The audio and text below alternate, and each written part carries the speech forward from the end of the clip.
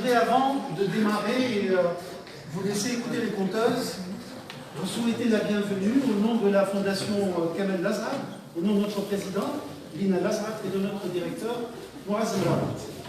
Et je voudrais tout d'abord souligner que cette initiative d'une soirée de contes a été celle de Fawzi Azoueli, qui a beaucoup milité pour que cette soirée puisse se tenir et puisse être réussie, qui avait déjà commencé à engager ce type d'action à l'Institut français l'année dernière, en compagnie de Raouf Ben Amr, Raja Farhat et d'autres intervenants comme Youssef Saddiq. Ce soir, nous sommes avec des conteuses et Fawzia a, comme je vous le disais, milité pour drainer vers nous le soutien et l'appui de l'Organisation internationale de la francophonie, l'OIF, que je remercie, et également l'appui de l'Institut français de Tunisie, l'IFT, que je remercie également, en saluant la présence parmi nous de Rosane Lebris, qui a été un partenaire de tous les instants de la préparation de cet événement. Nous allons écouter 7 conteuses, et nous allons commencer avec Michel Bouffetier dans quelques instants. Nous écouterons également, dans un esprit de parité et de diversité, nous allons écouter des conteuses qui s'exprimeront en langue arabe, du tunisien dialectal, et en langue française. Et il y aura exactement 3,5 et 3,5. Et notre pivot s'appelle Anzine Ben Amr, qui, elle, racontera 2 textes courts, l'un en langue arabe et l'autre en langue française. Nous écouterons également Marivonne Radix, qui est avec nous ici. Nous écouterons Mouna Bihaj, qui est aussi avec nous, qui elle est plus dans le conte contemporain. Nous écouterons Mamita Keita, qui se cache par là-bas. Et nous écouterons aussi Najwa Fteiti, qui doit être quelque part, elle est là. Et Houda Ben Amr, qui va nous rejoindre dans un petit instant. Et vraiment, toute cette ambiance, c'est pour faire revivre le conte, pour faire revivre Shahrazad, parce que c'est ça l'idée, c'est cette voix pour une Shahrazad renaissante. Et comme il fallait que Houda Ben Amr fasse une entrée fracassante, la voici, qui sera notre fileuse, c'est-à-dire que c'est elle qui prendra le fil d'Argane. Juste un dernier mot, et ce mot s'adresse en premier lieu aux habitués de notre station d'Arb et CTL9. Nous voudrions dédier cette soirée à la mémoire de Soumeya Qasim, qui nous manque beaucoup, qui aurait été là avec son sourire, avec son amabilité, mais nous savons qu'elle est radieuse dans l'éternité aujourd'hui, et nous pensons à elle ce soir, et lui dédions toutes ces voix de Shahrazad pour elle, et pour vous, et pour ceux qui nous écoutent un peu partout, notamment à Abidjan, que je salue, parce qu'il y aura un lien en direct entre nous, ici à Bhab Nasra, et à Abidjan, grâce aux bons soins de l'équipe de l'IFT. Je cède maintenant la parole à Houda Ben Amr, et vous allez avoir la succession des voix féminines et des voix de Shahrazad.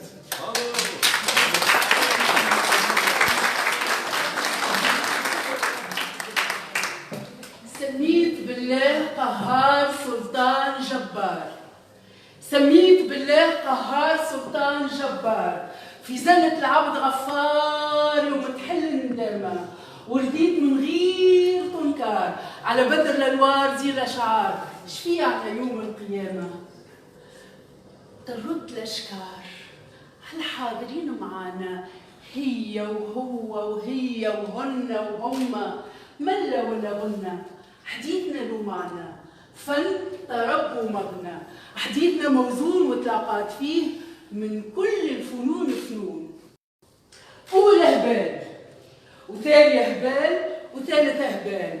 أولى هبال علي داخل في عركة وما عنداش الرجال. ثانية هبال ثانية هبال علي ماشي يتزوج وما عنداش المال. وثالثة هبال على ولد عمي سيب بلاده ومشى للأدغال. أولى هتوف ثاني هتوف ثالث هتوف. أولى هتوف علي تلبس الكتان فوق الصوف. وثاني هتوف ثاني هتوف ثاني هتوف علي يتزوج بنت الناس وبنت عمك تشوف. وثالث هتوف ثالث هتوف علي مضيع الخدمة ويضرب في الدفوف. على كل راس من الحاضرين وردة وياسمينة مرحبا بكم.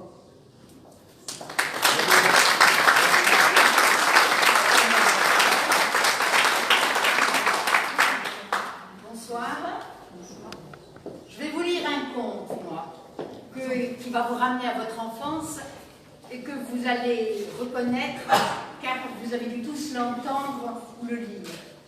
C'est un conte infiniment triste, comme beaucoup de contes formateurs de la prime enfance. Il faisait affreusement froid. Il neigeait et il commençait à faire sombre. C'était le dernier soir de l'année, la veille du jour de l'an. Par ce froid et dans cette obscurité, une petite fille marchait dans la rue, tête nue et pieds nus. Oh, elle avait bien eu des pantoufles aux pieds lorsqu'elle était sortie de chez elle, mais à quoi bon? C'était de très grandes pantoufles. Sa mère les avait mises en dernier lieu, tant elles étaient grandes. Et la petite les avait perdues en se dépêchant de traverser très vite. L'une des pantoufles fut impossible à retrouver, et un garçon courait avec l'autre, disant qu'elle pourrait lui servir de berceau quand il aurait des enfants. La petite fille marchait donc avec ses petits pieds nus qui étaient rouges et bleus de froid. Elle serrait dans un vieux tablier, l'allumette souffrait et en tenait un paquet à la main en marchant. De toute la journée, personne ne lui en avait acheté. Personne ne lui avait donné le moindre sou. Et elle avait faim.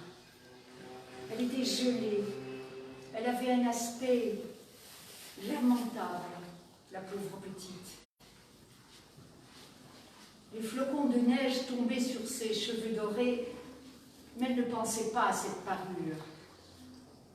À toutes les fenêtres brillaient les lumières et une délicieuse odeur d'oie rôtie se répandait dans la rue, car c'était la veille du jour de l'an. Et ça, elle y pensait. Dans un angle, entre deux maisons, elle s'assit et se blottit.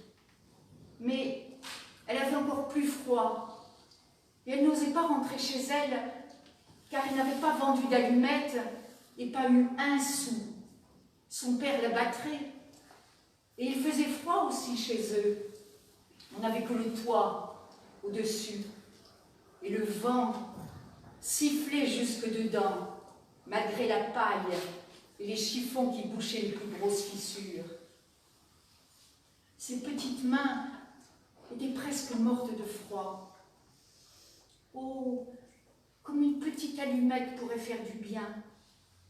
Si elle osait en tirer, rien qu'une du paquet, la frotter contre le mur et se réchauffer les doigts. Elle en tira une. Comme le feu jaillit, comme elle brûla, ce fut une flamme chaude et claire, comme une petite lumière qu'elle entoura de sa main. C'était une drôle de lumière. Il semblait à la petite fille qu'elle était assise devant un grand poêle de fer, à boules de cuivre et tuyaux de cuivre. Le feu brûlait délicieusement. Il réchauffait très bien. La petite fille étendait déjà les pieds pour les réchauffer aussi quand la flamme s'éteignit. Le poêle disparut. La fillette resta avec un petit bout d'allumette brûlée dans la main. Une seconde fut frottée, brûla, éclaira, et aux endroits où sa lueur tombait sur le mur, celui-ci devenait transparent comme un voile. La petite fille vit l'intérieur de la salle où la table était mise. La nappe était d'une blancheur éclatante. Couverte de porcelaine fine, l'oie rôtie, fumée, pleine de pruneaux et de pommes. Et ce qui est encore plus magnifique, l'oie sauta du plat marcha sur le parquet avec une fourchette et un couteau dans le dos et vint jusqu'à la fillette. Alors, l'allumette s'éteignit et l'on ne vit plus que le mur gris. Elle alluma encore une allumette. Elle se trouva alors assise sous un superbe arbre de Noël. Il était encore plus grand et plus paré que celui qu'elle avait vu par la porte vitrée chez le riche négociant au dernier Noël. Des milliers de lumières brillaient sur les branches vertes et des images bariolées, comme celles qui ornaient les fenêtres des boutiques, la regardaient.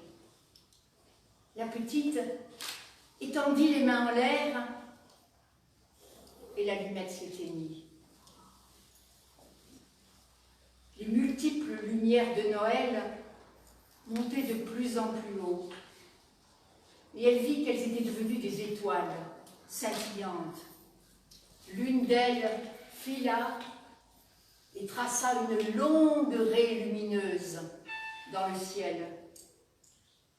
En voilà une qui meurt, dit la petite, car sa vieille grand-mère, la seule personne qui avait été bonne pour elle, mais qui était morte maintenant, avait dit « Quand une étoile tombe, une âme monte vers Dieu. » Elle frotta encore une allumette contre le mur, et une lueur se répandit, au milieu de laquelle était la vieille grand-mère, nette, brillante, douce, aimable. « Grand-mère !» cria la petite. « Oh, emmène-moi. Je sais que tu seras partie quand l'allumette sera finie. Partie comme le poêle chaud, comme la délicieuse oie rôtie et comme le grand arbre de Noël. » Et elle frotta en toute hâte tout le reste des allumettes qui étaient dans le paquet. Elle voulait retenir grand-mère. Et les allumettes brillèrent d'un tel éclat qu'il faisait plus clair qu'en plein jour. Jamais grand-mère n'avait été si belle, si grande. Elle enleva la petite fille sur son bras et elles s'envolèrent superbement et joyeusement, haut, très haut. Et là, pas de froid, ni de faim, ni d'inquiétude. Elles étaient chez Dieu. Et dans le coin de la maison, au froid matin, la petite fille était assise avec des joues roses et le sourire à la bouche, morte, gelée la dernière nuit de la vieille année. Le matin du Nouvel An se leva sur le petit cadavre, assis près des allumettes soufrées, dont un paquet était presque entièrement brûlé. Elle a voulu se réchauffer, dit-on. Nul ne sut ce qu'elle avait vu de beau. Avec quelle splendeur elle et sa grand-mère étaient entrées dans la joie du Nouvel An. Voilà.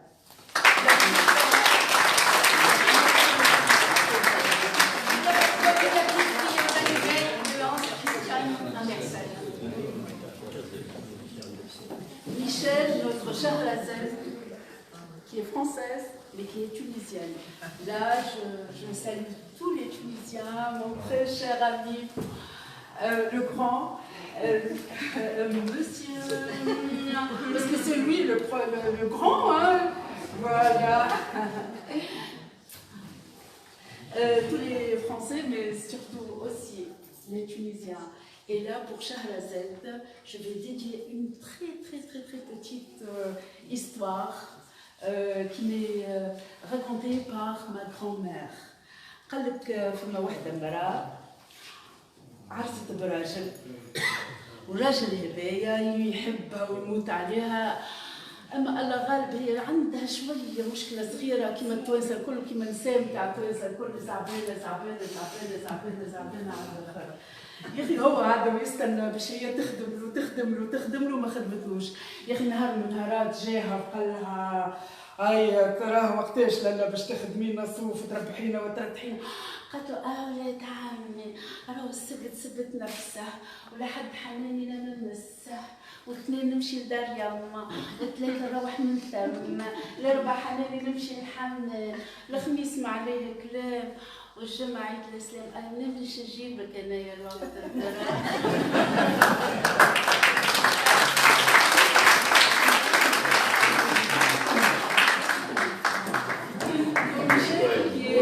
La Tunisienne française, je vous présente notre grande chanteuse. Elle nous est venue de Sousse. Applaudissez.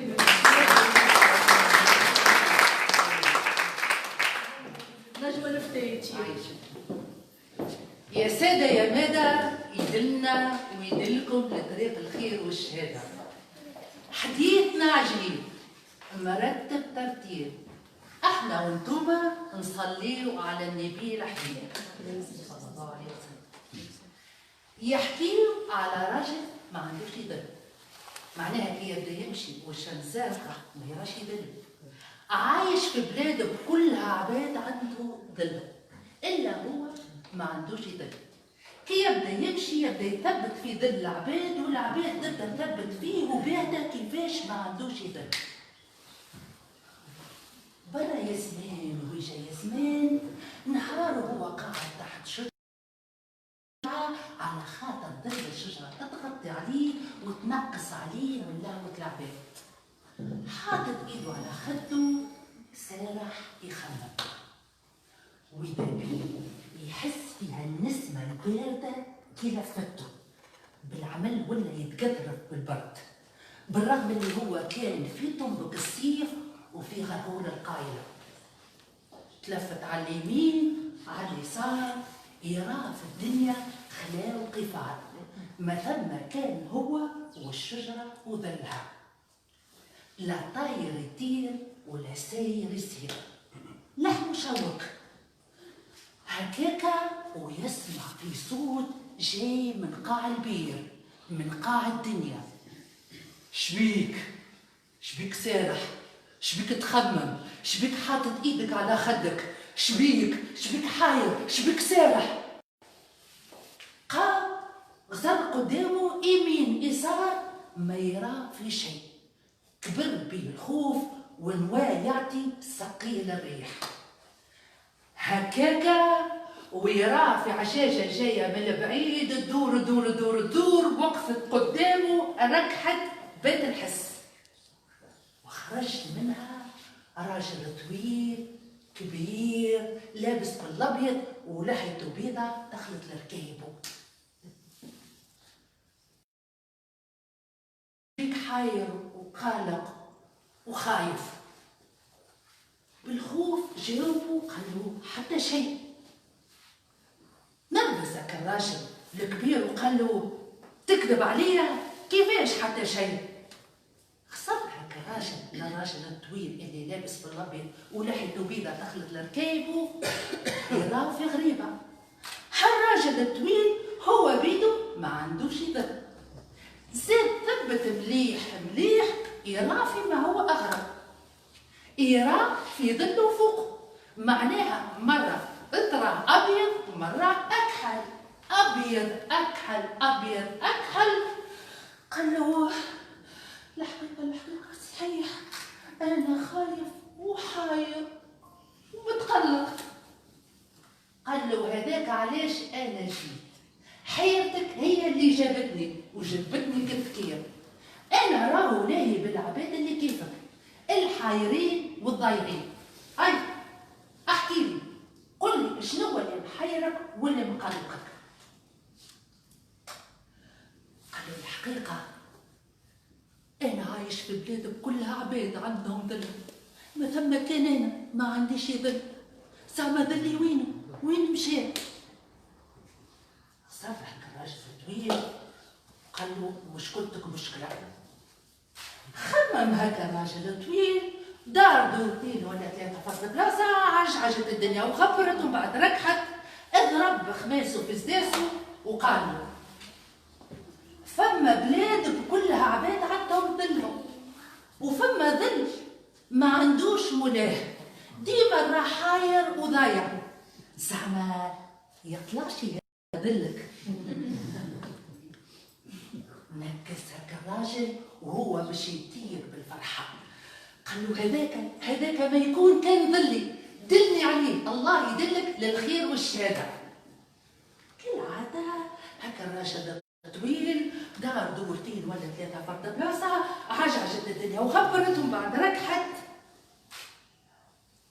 ومن بعد غسل له قال له هالظل هذايا موجود في بلاد لاسياد، هي أكبر بلاد، أما ضاربها الكساد، والشمس ما تطلع فيها كان ساعة في النهار. ساعة الشمس تطلع ساعة في النهار، كيفاش باش نلقاه هنا هالظل في بلاد ما تزرق فيها الشمس كان ساعة في النهار؟ من حينك عجعجت الدنيا وخبرت، وذاب هكا الراجل كالملح في الماء. قعد هكا الراجل يخمم، ومن بعد ما عاد بها وين، زادوا زوادوا ما شق على قلبه وفادوا ورحل، وبدا من بلاصه لبلاصه، شق بحور وبرود، كل ما يعود حد الا وما يسالوا على بلاد لاسياد، هي اكبر بلاد اما ضاربها الكساد، والشمس ما تطلع فيها كان ساعه في النهار. واحد يقول له مازالت القدام، والاخر يقول له شد يمينك، والاخر يقول له شد يسارك، والاخر يقول له خليتها لتالي. هكا الراجل مسكين تعب، بدنه تهتك، ساقيه تعبت، جاء تحت شجرة وقعد يرتاح. ويني هالبلاد، وين البلاد، وينو هالظل اللي ما عندوش مولاه. غزل للبلاصة اللي هو فيها، ظهرت له ماهيش غريبة عليه، ثبت مليح، ضربت في مخه، قال مش هاني البلاصة اللي كنت فيها وقت اللي جاءك الراجل الطويل اللي لابس بالابيض ولحيته بيضة تخلط لركايبه. ظهر صاحبنا هالمدة هذه الكل وهو يدور فرد بلاصة، والعباد اللي تنعد فيه استرجع الذاكرة متاعه وقعد يتذكر في وجوه العباد، ما تفكر كان وجه برك اللي ينعتوا فيه الكل نفس الشخص. زاد طاح له الماء في الركايب وحيرته ولات حيرتين. هو هكاكا عجعجت الدنيا وخبرت، ومن بعد ركحت وظهر هكا الراجل الطويل اللي لابس بالابيض ولحيته بيضة تخلط لركايبه. قال له علاش هكا، علاش شعبك لك انا، علاش تقوم فيا مفجوع؟ قال له انا قومتك ولا جيت على حالك؟ قال له ما قلتلكش اللي الحيره تجبدني كثير، وحيرتك اللي ولات حيرتين قومتني مفجوع من النوم. هاي قل لي شنية حكايتك؟ قدك الراجل يحكي له كيفاش هاك السيد خلاه يدور فرد بلاصه. ضحك هاك الراجل الطويل اللي لابس بالابيض ولحيته بيضة دخلت لركايبه، ضحكه زعزع بها الدنيا. قال له عرفتوش هاك السيد اللي ينعد فيه شكون هو؟ قال له الحقيقه ما نعرفوش وعمري ولا شفته. قال له الساعه هذاك اقرب واحد ليك. قال له يستحيل كان انا شفت هاك الفتشاطه هذيك قبل. قال له ماذا يا سيدي، هذاك ظلك. ظلي يستحيل كان يكون ظلي. كيف هو ظلي؟ علاش يغالط فيا؟ قال له على خاطر ماهوش باش يرجع لك. كيف ما يحبش يرجع لي، ما هو يخليني نلوج على ظل اخر.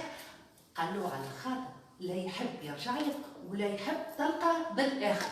ليه عاد؟ قال له هكا قدم تموت توخر تموت. ومن حينك عجعجت الدنيا وغبرت، وذاب هكا الراجل الطويل كالملح في الماء.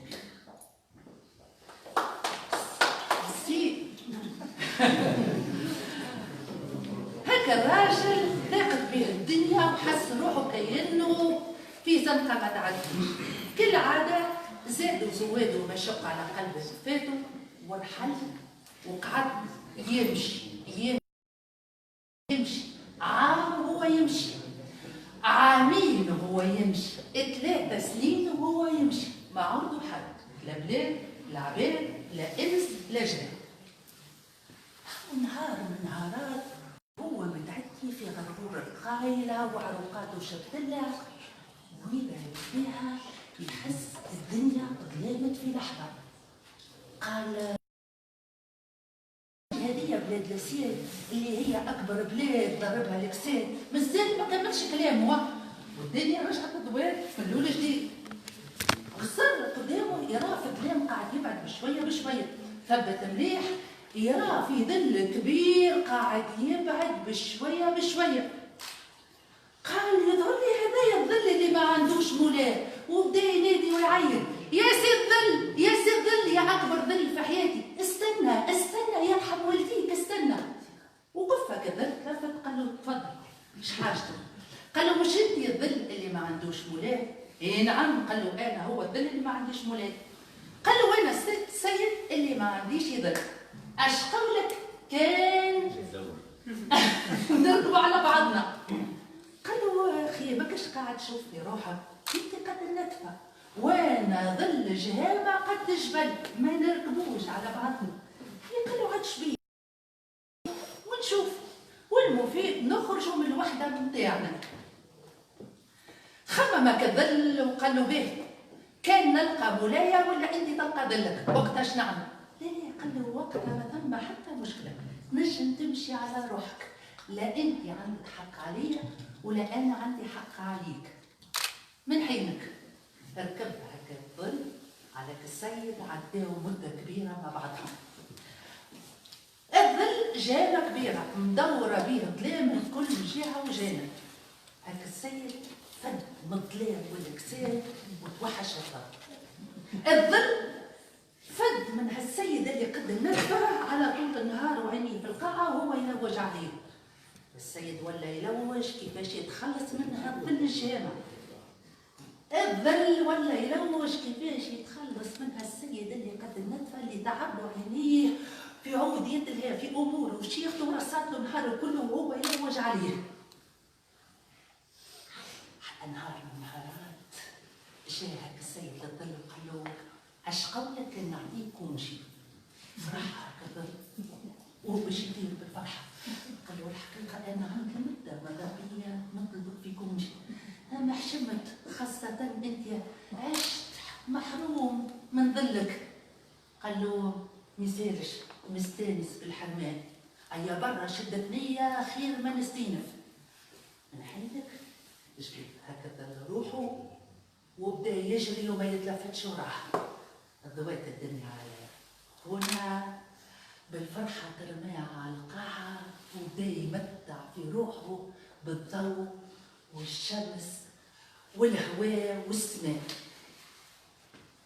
الظل بيدو كي حس روحه بعيد برشا حتى هو أول مرة في حياته يترمى في القاعة وحس براحة وعمره ولا حسها قبل. الراجل قال بينه وبين روحه برا ما عنديش ظل، شنية المشكلة؟ محلاها الحرية وما بينها. الظل قال بينه وبين روحه وبرا ما عنديش سيد ولا مولاي، شنية المشكلة؟ محلاها الراحة ومحلاها الحرية. وهكا كل واحد لقى راحته وحكايتي وحكيتها وفي قلوبكم رميتها وخرفتنا طابا والعام جاي صابرين وصابا.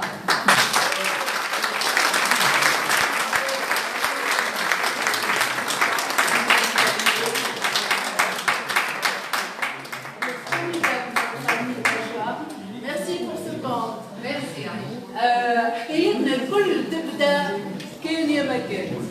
الالمان يقولوا es gibt einmal. الفرنسيس يقولوا il était une fois. انا تجيني هذه كلمه il était une fois à l'entrée des artistes اللي تفكرها لكم يهز بالفوق. il était une fois à l'entrée des artistes petit garçon blanc, regarde un peu triste. Il attendait de moi une petite phrase magique. Je lui ai dit simplement, « Ah, si un jour, si j'ai la chance de revenir un petit enfant, si je reviens peut-être un petit enfant, la seule chose que je ferai, je me raconterai des contes, je lirai des contes, j'irai voir les contes, et avec les contes, Madame Benamol, elle est où? Voilà, j'ai un ministère, applaudissez s'il vous plaît. Voilà, avec Madame, on aura plein de contes à la tunisienne. Assiama, ben là, mon conte, qu'il soit beau, qu'il meuble vos veillées, je l'ai choisi pour vous, des jardins oubliés. Je vais vous dire le conte des doigts de fée. Dans la famille de Julia, avoir des doigts de fée, c'était comme avoir un nez, des yeux, une bouche. En effet, avoir des doigts de fée dans une famille de fées n'a rien d'extraordinaire. L'inverse, en revanche, eût été plus embêtant. Et c'était là le problème. Julia avait tout sauf des doigts de fée. Quand elle avait accompagné sa grand-mère pour apprendre le métier, ça avait mal tourné. C'est simple, lui dit sa grand-mère. Il suffit de tapoter les fronts des petits-enfants pour planter de beaux rêves dans leur cœur. Julia s'appliqua. Elle se mit à tapoter le front d'un petit enfant, mais l'un de ses doigts ripa et heurta brutalement l'œil droit de l'enfant qui se réveilla en hurlant. Juste sa grand-mère eut le temps de l'asperger de poudre de sommeil. Puis elle ordonna à Julia de rentrer à la maison. Pauvre Julia, elle s'en mordait les doigts. Oh, ma petite fille chérie, lui dit sa mère, c'était une faute, c'est pas grave. Demain, tu viendras avec moi. Le lendemain matin, sa maman, qui était une fée des forêts, l'emmena dans les bois. Regarde, ma fille, lui dit-elle, tu vois tous ces arbres? Il suffit de caresser les branches pour les faire bourgeonner. Julia, après plusieurs tentatives, arriva à glisser sur une branche. Elle était contente, si contente qu'elle se mit à caresser la branche vigoureusement, si vigoureusement, que cette dernière se cassa brutalement. Julia se trouva par terre avec la branche dans les mains. Sa maman fronça les sourcils. Elle se baissa, ramassa la branche et se mit à faire tournoyer avec ses deux doigts le morceau de bois. Et telle une hélice, la branche s'éleva et se rattacha à l'arbre. Allons, ça suffit pour aujourd'hui. Rentrons, dit la mère. Ce soir-là, on ordonna à Julia de se coucher tôt. Un conseil de famille s'établit. Il fallait se rendre à l'évidence. Julia n'était pas une fée. Mère, grand-mère, cousine, arrière-cousine furent convoquées. Il fallait trouver une solution. L'une des plus vieilles cousines proposa de radier Julia. Heureusement que les autres fées s'y opposèrent. Il fallait trouver une autre solution. Un silence s'installa dans la pièce.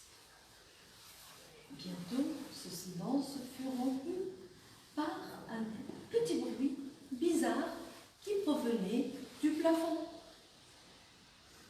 Toutes levèrent les yeux et aperçurent Julia en train de s'entraîner à marcher sur les fils de toile d'araignée.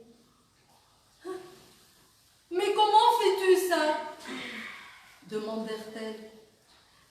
« C'est facile pour moi, » répondit-elle. Et Julia continua à s'exercer comme une funambule d'araignée. La vieille fée se mit à grommeler.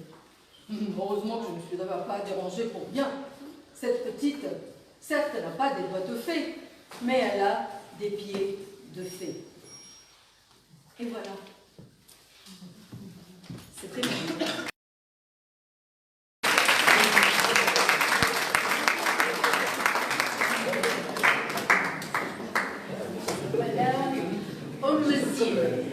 Elle porte le nom de Omzil, Omzil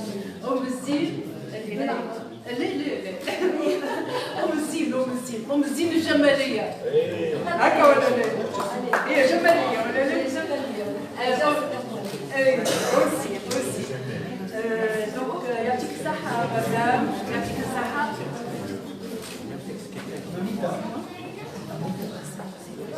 بون نعاود تقابلنا مرة أخرى نجيكم حكاية تونسية أما باش نقسمها تروف. اللي ما يفهمش بالعربي يحاول هكا شوية باش يمشي معايا في الأحاسيس هكا ولا لا سيدي؟ على طول لا؟ قال لك يا سيدي يا بن سيدي طفلة صبية عديت ل20 بعامين لما دقدق على الباب ولما نعطاش ماء خافت لا تقول والولية تولي تزور قالت انا طبيبة نفسي مشيت سوق البلاد شريت الفسخ والفيسوخ اللك وحاجة الفرق زادت شريت معاهم ام الناس هذه نديوها كحلة لنعاس قل العسل ومغرب وعشاء تبخر وتقول ام الناس يا ام الناس ام الناس يا ام الناس الناس يقولوا لكم الناس وانا نقول لك احلى نعاس جيبي لي راجل يساعدي مكتوبي لا يرقد ولا ينعاس حتى يجين ونحطوا الراس على الراس ام الناس يا ام الناس وزادت شريت المر والصبر كل ليله اربعاء وليله احد وقت اللي الناس تبات وتتمد للسبات هي على ترش ساقيها تهز كانونها تبخر وتقول مروا صبر يا مروا صبر ناس يقولوا لك مروا صبر وانا نقول لك الجال الاصفر خلخل قدامك ارخف رجامك جيب لي ساعتي وراكو قدامك من ورا الجبال جيبها من قاع البحار جيبها يا سعد يا مسعود هيا لي والناس رقود وما كان غير شي جمعة السابعة كان الخطيب قدامها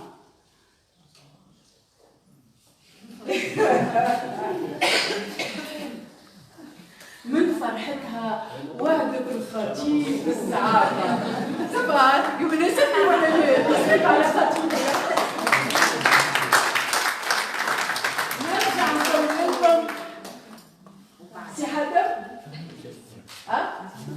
ماميتا بعد ماميتا نرجع لكم استنوني ماميتا فوالا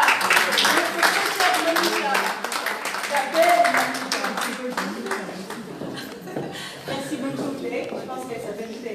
Oui, bonsoir à tout le monde. Très heureuse d'être là ce soir avec vous dans cette salle splendide de BCTL9. Merci à Athènes de m'avoir invité à cette soirée. Je ne suis pas vraiment une conteuse, mais bon, ce soir, je vais quand même vous raconter une histoire. Et j'espère qu'elle va vous plaire. Et juste avant de commencer, je vous amène là un petit cadeau du Mali, qui est le bogolan, qui est la vie traditionnelle de chez nous. Donc, vous pouvez admirer ça. Je vais vous conter l'histoire des trois, le conte des trois sceaux. Mais en vrai, c'est l'histoire d'une femme. Alors, cette femme, elle était tellement sourde qu'elle n'entendait rien et ne comprenait rien. Et comme tous les matins, elle se lève, elle porte son enfant sur son dos et va dans son champ. Et elle avait un grand champ d'argent. Et un beau matin, pendant qu'elle était là tranquillement en train de travailler dans son champ, arrive à la hâte un monsieur. Le monsieur, il était aussi sourd, évidemment, qu'il n'entendait rien et ne comprenait rien. Et tenez-vous bien, il s'adresse à la dame. Il demande à la dame, je cherche mes moutons et leur trace jusqu'à votre champ. Et donc la dame, évidemment, elle ne comprenait rien, elle n'entendait rien. Elle a cru que le monsieur demandait juste jusqu'où s'arrêtait son champ. Alors elle s'est retournée et elle a montré par des signes de main là-bas. Alors le monsieur, il a évidemment compris que la dame indiquait où se trouvaient ses moutons. Il est parti à la hâte et par un curieux hasard, il tombe sur ses moutons en train de brouter tranquillement dans un buisson. Il était tout heureux, il est revenu et a dit à la dame, et vu que vous m'avez aidé à retrouver mes moutons, je vous offre ce mouton, et le mouton était blessé. Vous imaginez un peu des sourds qui se discutent entre vous et le monsieur qui amène un mouton blessé à la dame. Et la dame a compris évidemment que le monsieur l'accusait plutôt d'avoir blessé son mouton. Et elle s'est fâchée. Monsieur, je vous arrête tout de suite. Je n'ai pas blessé votre mouton. Et d'ailleurs, le mouton, je ne l'ai jamais vu. Alors elle s'est mise à se fâcher. Le monsieur, par un curieux hasard, il s'est dit, mais c'est parce que je vous ai dit que si vous m'aidiez à trouver mes moutons, je vais vous donner ce mouton blessé. Et même ce monsieur s'est dit, ok, peut-être qu'elle ne veut pas de ce mouton blessé, elle veut le plus gros de mes moutons. Et lui, à son tour, s'est mis à se fâcher. Madame, c'est pas ce que je vous ai promis. C'est pas mon gros mouton que je vais vous donner, mais c'est le mouton blessé. Les deux se sont évidemment fâchés. Ils se sont tellement fâchés qu'ils se sont rendus dans le jugement, dans la salle de jugement. Et dans cette Afrique, évidemment, d'il y a longtemps, se passait dans une grande place qu'on appelle la place du village.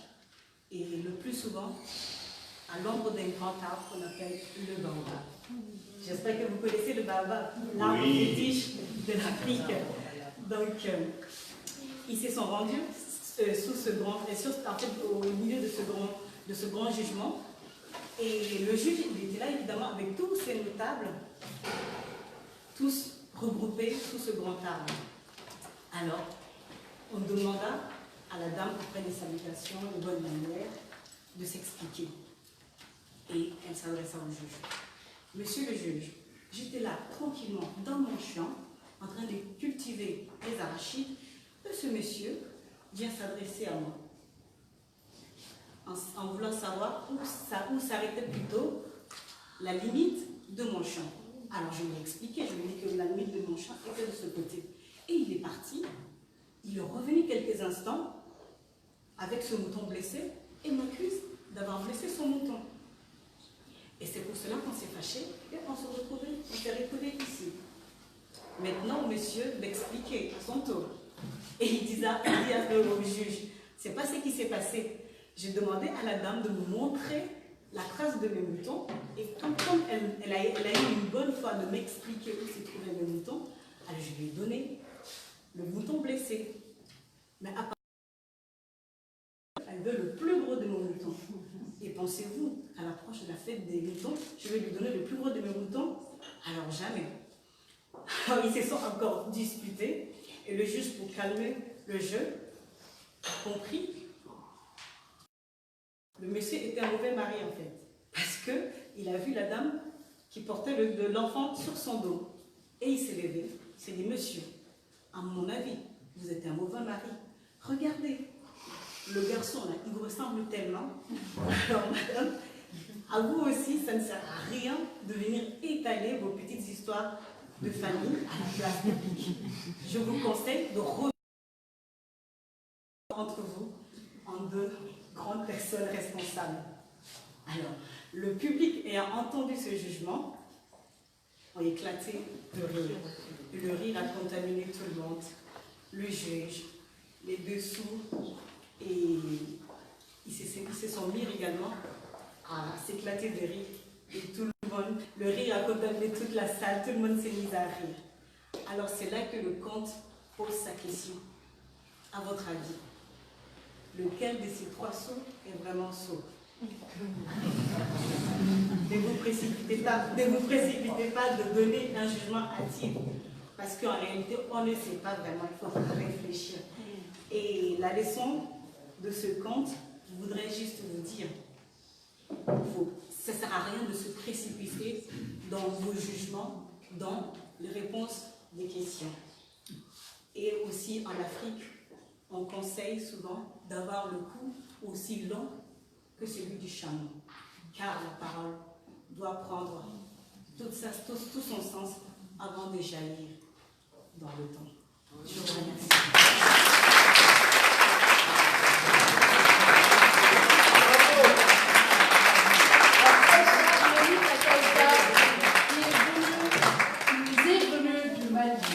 Merci infiniment.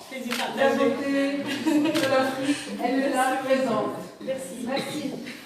Naja, bon, je reviens, parce que là, j'ai raconté mon histoire en dialecte tunisien.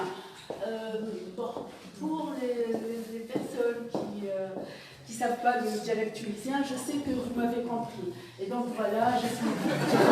Voilà, je reviens à m'influencer. Voilà, j'ai choisi un mot. Et donc voilà, je reviens. سبعين وكملت 7 أيام كان خطيب قدامها من فرحتها وحدة الخطيب بالزعامة قالت له اسمعني كي تحضر الزعامة في ساعة زمان نحي لك الكليم والزربية والمرقوم ونهدي لك البرنوس هاي بالعادة سبا فرحانة الخطيب هذايا طلع طماع حضر الحصيرة قبل الجامعة مشى شرى الصوف اللي في السوق الكل وحطه في الغرفة الفوق وعرسوا وتهناو. احنا في تونس كي نعرسوا ونهناو منى بالحاج نكمل حكايتي بعد منى بالحاج.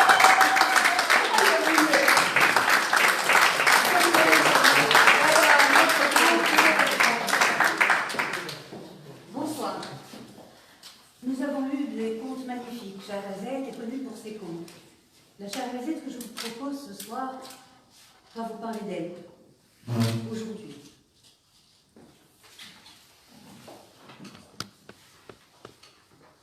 Le Belvédère, Tunis, année 2011.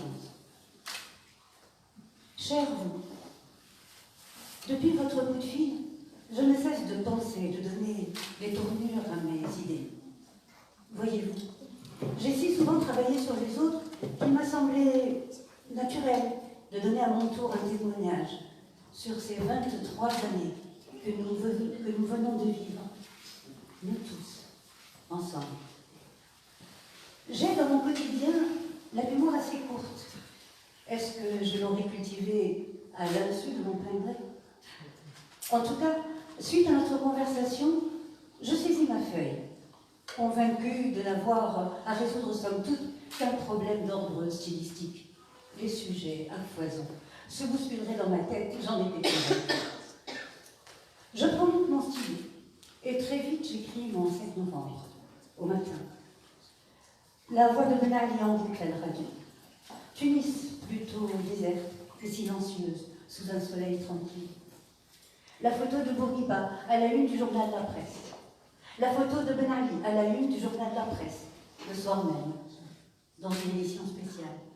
Le JT du soir où le directeur d'un quotidien criait son soutien et avec quel enthousiasme au nouveau président.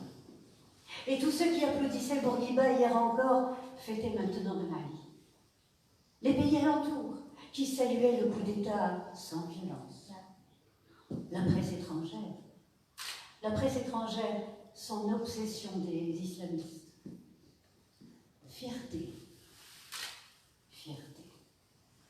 J'espère que c'est un faux souvenir, mais ce mot, je crois bien que je me suis entendue le dire. Depuis, je l'ai banni de mon vocabulaire. Vraiment. Quelle idée d'être fière, d'être née par hasard quelque part. Et puis pour quelle raison, vraiment, ma fierté dépendrait-elle des autres?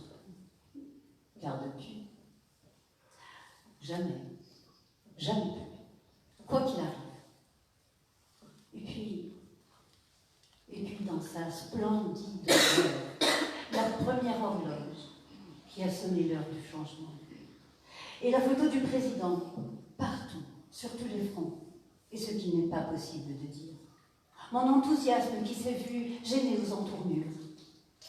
Les souvenirs se bousculent dans ma tête, je n'en ai pas fini avec l'un que l'autre vient m'éprouver, puis encore et encore. Une Madeleine avait procuré un bien-être indicible à Proust en le replongeant dans son passé. Moi, les souvenirs de notre histoire commune m'ont donné la nausée. Je suis donc allée me coucher. J'aurais au moins gagné 1 heure de sommeil. Il est question ici d'un mal qui a rongé le pays et ses hommes, où le passe-droit est devenu, sinon légal, du moins normal, où celui-là qui conduisait tranquillement sur l'autoroute s'est fait malmener, gifler, humilié par un membre de la famille, parce qu'il ne s'était pas mis sur le bas-côté pour lui céder la voie tout entière. Où un directeur de radio en mal de reconnaissance donne des directives sur mesure, fruit de son ijtihad dans sa conception propre de la censure. Une chanson de Charles Aznavour met le service de RTCI dessus. Alors, on la passe en anglais, heureux de notre ruse triomphante. Au milieu de tout cela, quelle triste parole. Et un sous-directeur qui exorbite ses yeux par peur du moindre remous. Et ce jeune homme qui, aux marches du palais, avait demandé et avait exigé que soit tenue la promesse de liberté. Ce jeune homme qui a dû fuir. La terre de Carthage violée, le mépris, la haine, la révolte ravalée, l'indignation. Les visages sont fermés. Oui, depuis plus de 10 ans, je ne lisais plus les journaux, je ne regardais plus la télé, et au hasard de course en voiture, j'éteignais la radio. Je viens de me relire.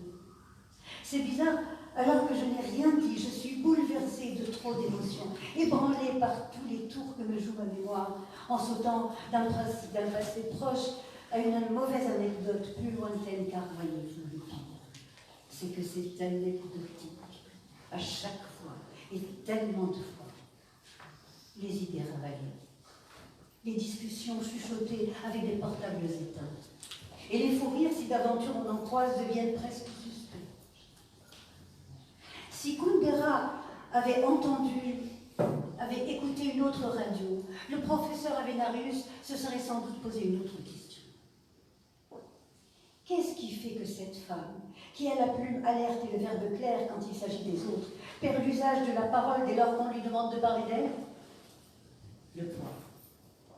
Le poids de tout ce qui s'est tu, sans doute.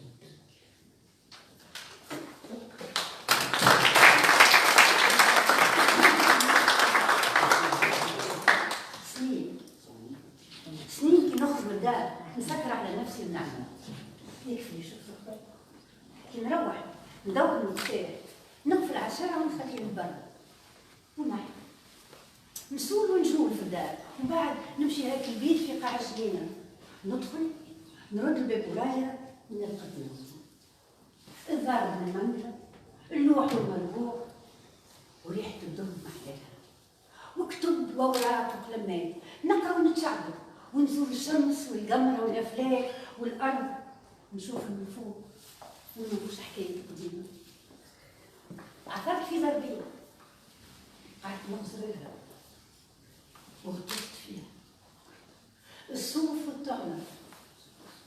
نساء تكبس على جبال وتساعد في قصبة النيل، وبعد المدة تعدي الخلالة وتكبر الألوان، الفروة ودودة ورمان زنزاري. نساء تسمي كل نقلة سنين أدفار، حنا الجدال لقيت نفسي ننقش وكل نقطة تحلي تريد موج نقش تدخل خارج يدك في يد فوق، حكايات وخرافات. نساء تنسج وتغني وكانوا على عين النظر. نساء لفت لهم، نساء خيرتهم بلا وجوه نقشتهم على النور. ساعات تلبسني الالوان لكن صعبة. ساعات قريب نبطل ونفشل نعدي سوايع نقبلهم، من بعد نقبلهم زوج جديد، كل وحدة وقعدتها، كل وحدة في وحدتها. واللي ما كانتلوش مراية يتصور معي. أنا هكا قامت القيامة ودخلت بعرس، حليت الشقايق اللي يعطي عشاء ونقزت جيت برا، وصار ما صار وتعدى علينا ما تعدى. الحاج ساكت قالوا بيا وصيف وخريف وشتاء برد وثلج، سنين فاتت وتعديت. وين احنا؟ وينكم انتم؟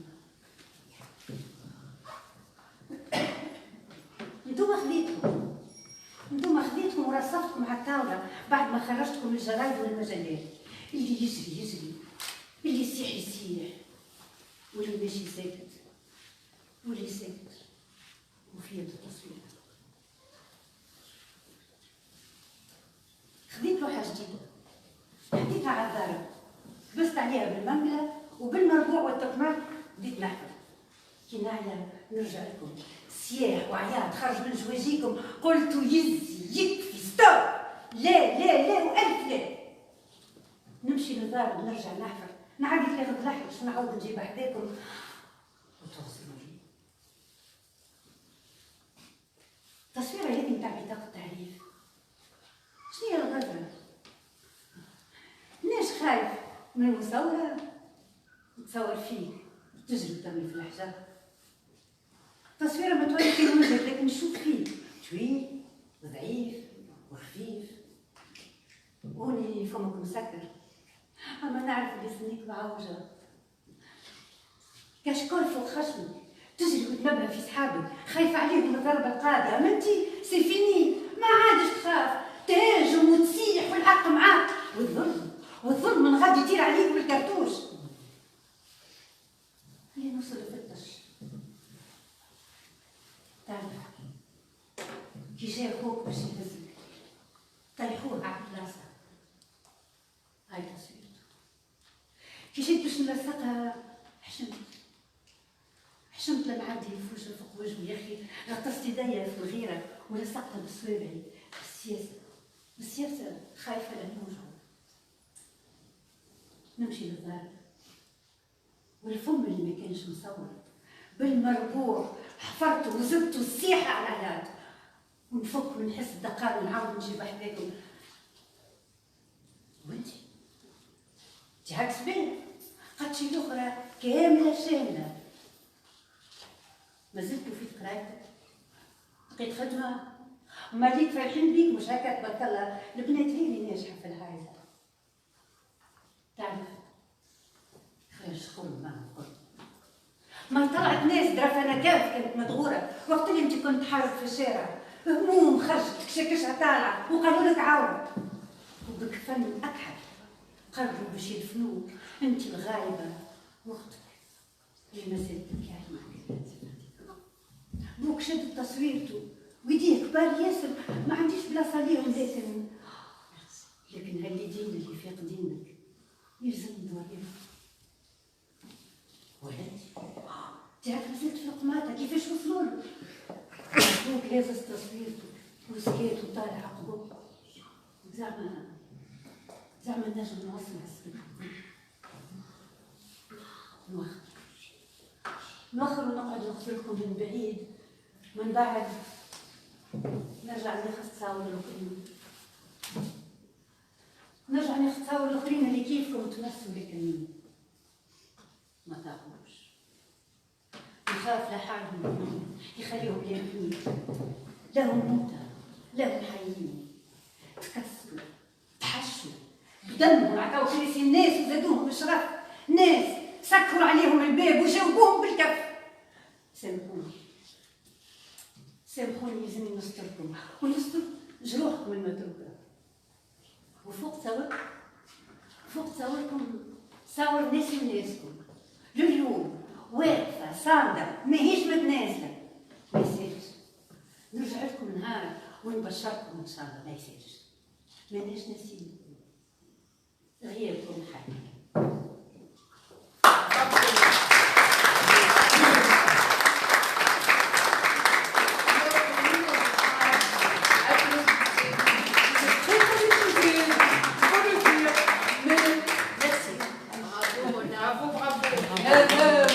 Avant de revenir à mon très cher fiancé,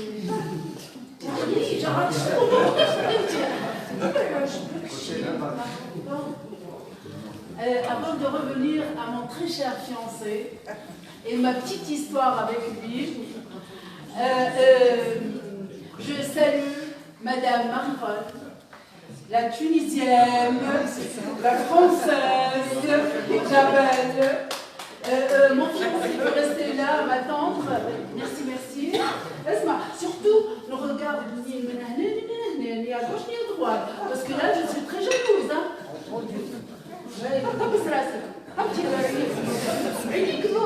Voilà, merci.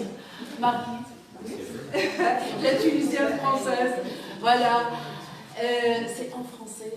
Je ne vais pas faire la traduction parce que le français, on est bilingue. Et on a des amis avec nous. Pas de problème. Voilà. Alors moi, je vais vous emmener très loin dans l'espace et le temps. Donc voilà, vous allez pouvoir vous évader pour terminer cette soirée de contes. Et il s'agit d'une légende qui nous vient de la mythologie ancienne, que peut-être vous connaissez, peut-être pas. C'est l'histoire d'Amour et de Psyché. Alors, amour, en grec c'est Eros, bien sûr, et en latin c'est Cupidon. Donc c'est à peu près le même personnage. Il est le fils d'Aphrodite, ou Vénus, et d'Arès, ou Mars, puisqu'on a toujours les deux noms parallèles. Psyché, toujours Psyché, elle s'appelle Psyché. En fait, en grec, c'est psyché qui veut dire l'âme. Donc, c'est un conte un peu symbolique aussi, comme le cas de la plupart des mythes ou des légendes anciennes. Alors, il était une fois un roi et une reine qui avaient 3 filles d'une grande beauté. Mais la plus jeune, Psyché, était d'une beauté supérieure, vraiment extraordinaire, et elle est devenue même célèbre dans tout le pays, au point que les gens se déplaçaient pour venir la vénérer, presque lui rendre un culte comme si c'était une déesse, tellement elle était d'une beauté surhumaine en quelque sorte. Mais pour elle, ça n'était pas un cadeau, cette beauté extraordinaire, ni pour ses parents, parce que ses 2 sœurs se sont assez rapidement mariées, mais elle, tout le monde venait l'admirer, mais personne ne la demandait en mariage. Alors, d'une part, Aphrodite, Vénus, a été très jalouse, parce que les gens du pays oubliaient de rendre un culte à Vénus pour rendre un culte à cette jeune beauté Psyché. Et elle charge son fils, Eros, Cupidon, d'aller décocher une flèche à Psyché, mais en disant que cette flèche devait la rendre amoureuse de l'homme le plus minable, le plus laid, le plus monstrueux qui soit. Ce qu'elle n'avait pas prévu, c'est que lorsqu'Eros Cupidon vit Psyché, il tomba amoureux d'elle, et bien sûr, il n'exécuta pas l'un à l'autre de sa mère. De notre côté, les parents de Psyché, qui voyaient qu'elle ne se mariait pas, qui étaient désespérés, ils se mariaient là-bas. Je vais dire comment tu disais. Il fallait absolument se marier, donc ils vont consulter le célèbre oracle de Delphes.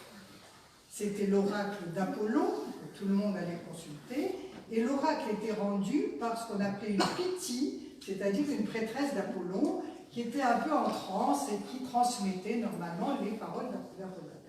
Donc cette Pythie leur dit, eh bien, vous n'avez pas le choix. Vous devez vêtir votre fille d'une robe noire et vous devez l'amener sur cette colline et l'abandonner.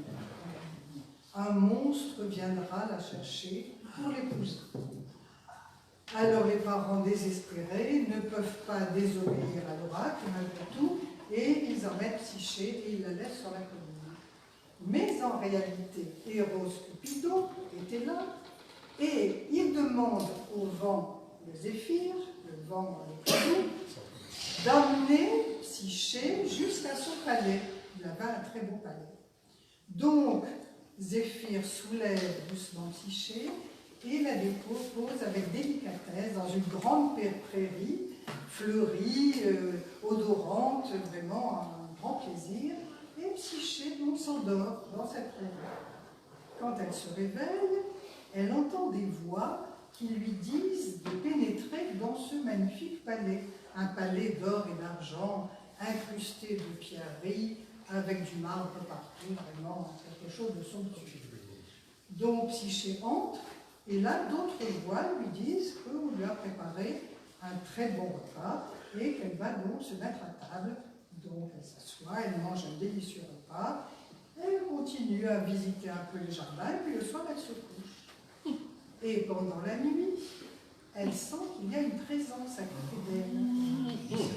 Mais bien sûr, il fait noir, elle ne voit pas qui c'est. Donc il y a cette présence à côté d'elle, quelqu'un d'extrêmement gentil, attentionné, caressant, enfin vraiment un grand plaisir pour Psyché. Au matin, elle se réveille, il n'y a plus personne. Et ce scénario donc, se déroule pendant plusieurs jours. Donc elle est très heureuse, mais elle s'ennuie un peu.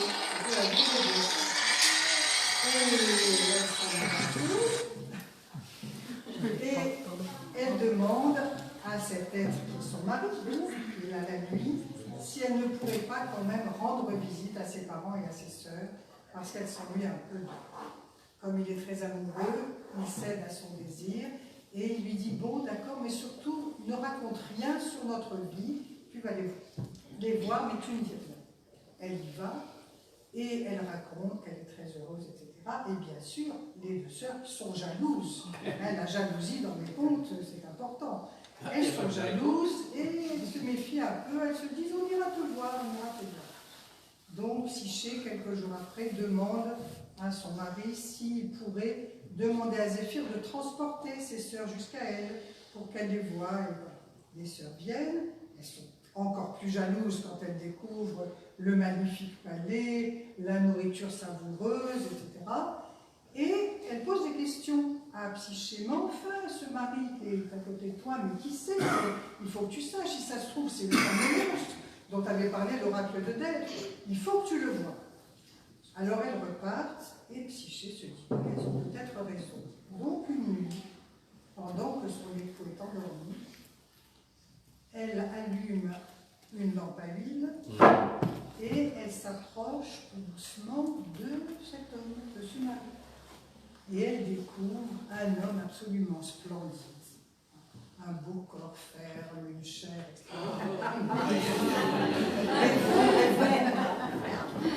et elle est tellement émue et troublée que sa main tremble et qu'une goutte d'huile brûlante tombe sur le corps d'Eros, le réveille, il se lève, d'abord il est blessé, hein, ça lui a fait mal, et puis il est furieux, bien sûr, il est en colère, puisqu'elle a trahi la promesse. Donc il part, elle ne le revoit pas, et elle est désespérée, puisqu'elle reste seule. Donc elle tente de se suicider, elle se jette dans une rivière, mais la rivière n'en veut pas, elle la ramène sur la rive. Et là, qui elle rencontre? Le dieu Pan, bien sûr. Elle rencontre le dieu Pan qui lui dit, mais il ne faut pas abandonner, il faut que tu retrouves ton mari. Alors elle essaie de demander, elle demande à des déesses qu'elle rencontre, des Néthers, etc., qui ne veulent rien dire parce qu'elles ont peur de Vénus, qui était très jolie mais très coléreuse, Vénus. Et donc elle se dit finalement que moi la seule solution c'est d'aller voir Vénus directement et d'essayer de me faire parvenir. Donc elle arrive grâce à Hermès Mercure, à se faire transporter jusque chez Vénus, qui en effet lui dit, ben oui, voilà, mon fils est blessé, tu as fait des bêtises, etc. Tu vas rester chez moi comme domestique. Alors elle souffre beaucoup, Psyché, parce que Eros n'est pas là pour aller se faire soigner, je ne sais où. Et donc, elle est seule, Vénus l'exploite, bien sûr, et à un moment donné, Psyché dit, mais qu'est-ce que je dois faire pour obtenir ton pardon, à celui d'Eros? Elle lui dit, eh bien voilà, je vais te donner 4 épreuves, et tu dois réussir ces épreuves. La première épreuve, c'est de démêler les différentes graines que Vénus a mêlées dans un énorme tas. Donc, toutes sortes de graines que vous pouvez imaginer. Elle dit, c'est pas possible, qu'est-ce que je vais faire? Mais il y a plein de petites fourmis qui arrivent et qui disent, on va t'aider, on va t'aider. Et les fourmis, donc, démêlent le tas de graines. Première épreuve, réussie. Deuxième épreuve, c'est encore pire. Elle doit aller chercher de la laine d'or qui se trouve sur le dos de moutons enragés. Alors là, je n'y arriverai pas, c'est absolument pas possible. Et puis là aussi, il y a quelqu'un, un roseau pensant et parlant, qui lui dit, eh bien, on va t'aider, ce qu'il faut que tu fasses, c'est que tu attendes que le soleil se couche, parce que ces moutons, ils sont enragés quand le soleil frappe sur leur dos, sur leur laine, mais la nuit, ils redeviennent calmes. Donc, grâce à ce conseil, elle attend la nuit et elle arrive à récupérer, donc, en particulier dans les arbres, dans les buissons, de cette laine d'or qu'elle rapporte à Vénus. Troisième épreuve, elle doit descendre aux enfers pour rapporter à Vénus de l'eau du Styx, le fleuve des enfers. Là aussi, c'est pas possible, c'est pas possible. Et finalement, donc, là aussi, elle est aidée par quelqu'un, je crois l'aigle de Jupiter, si je me rappelle bien, qui va l'aider à rapporter l'eau du Styx. Enfin, quatrième et dernière épreuve, qui est très dure, elle doit à nouveau descendre au fond des enfers pour aller trouver la reine des enfers, qui s'appelle en grec Perséphone, et chez les Romains Proserpine, c'est la même, et elle doit récupérer auprès d'elle une crème de beauté unique que Vénus veut absolument récupérer pour être sûre de rester belle plus longtemps. Alors, là aussi, elle va être aidée par toutes sortes de créatures divines ou semi-divines, et elle arrive à Perséphone, qui accepte de lui donner un peu de crème dans une petite boîte, puisqu'il s'agit quand même de la donner à Aphrodite, à Vénus. Mais Perséphone lui dit surtout, tu n'ouvres pas cette boîte, parce que si tu ouvres la boîte, il va t'arriver des malheurs. Mais, est-ce que j'ose parler d'éternel féminin? Non, ça va... C'est pas dans l'air du temps. Mais, Psyché, elle ne résiste pas à sortir. En sortant des enfers, elle ouvre la boîte, et aussitôt, une espèce de gaz en sort qui l'envoie. Donc elle tombe sur le sol, profondément endormie. Heureusement, Eros était guéri de sa blessure, et il ne pensait qu'à une chose, à retrouver sa Psyché. Donc, en fait, Vénus le séquestrait dans son palais. Mais il arrive à s'enfuir par une fenêtre, il a des ailes, il ne pas, et il va donc vers Psyché, et avec une de ses petites flèches, tout doucement, il va la réveiller, et il va donc l'emmener, et ils vont directement chez Zeus, sur l'Olympe, parce que là, il ne s'agit plus de passer par Vénus ou par quelqu'un d'autre. Zeus les accueille très gentiment, à bras ouverts, et il donne tout de suite à Psyché du nectar et de l'ambroisie, les aliments des dieux qui rendent immortels. Donc, Psyché devient immortelle, comme Eros, elle devient une espèce de déesse. On lui donne, ça j'ai pas très bien compris pourquoi, des ailes de papillon. Donc elle va pouvoir se déplacer, peut-être pas très vite, elle va pouvoir se déplacer. Et donc, Zeus convie tous les dieux et les déesses au grand banquet des noces d'amour et de Psyché, banquet auquel même Vénus accepte non seulement de se rendre, mais pendant lequel elle chante et elle danse pour célébrer les amours de son fils et de Psyché. Donc, ils furent heureux, ils se marièrent et ils eurent une fille qu'ils appelèrent Édonée, c'est-à-dire plaisir. Bravo.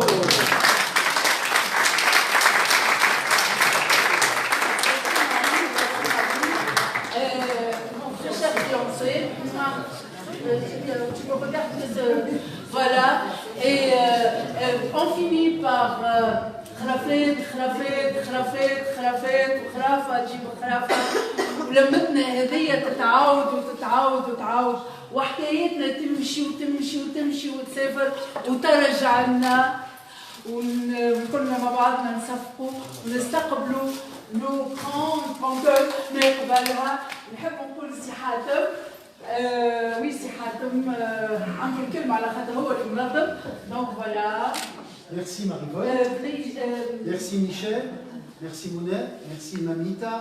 Merci Najwa. Est-ce que j'ai oublié quelqu'un? Merci Omzi. Et merci Boudebna.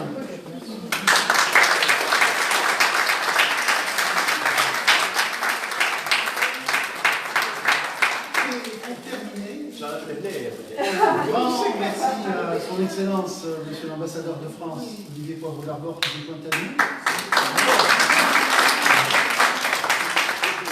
Un grand merci à vous toutes et tous qui êtes ici et en pensée un grand merci à Fawzi Azouel qui n'est pas avec nous ce soir mais qui est l'instigatrice de cette belle réunion. Merci à toutes et à tous.